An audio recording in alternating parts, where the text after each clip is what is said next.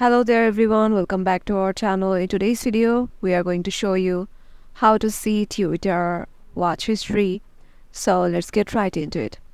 Head over to your browser and search for Twitter or X.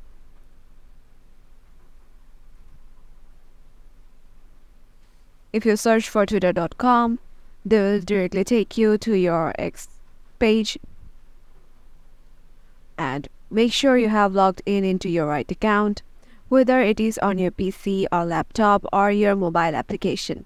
So head over to More and go to Settings and Privacy. As you can see, if you are using Twitter on your phone, then you'll see this sort of interface.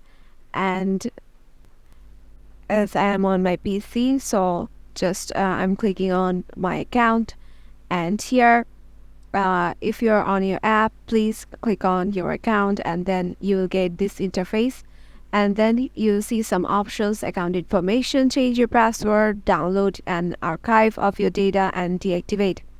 And as we want to see our watch history, as Twitter doesn't allow us to see watch history on privacy and safety and other options, so all we need to do is download the archive of our data. So click on download an archive of your data,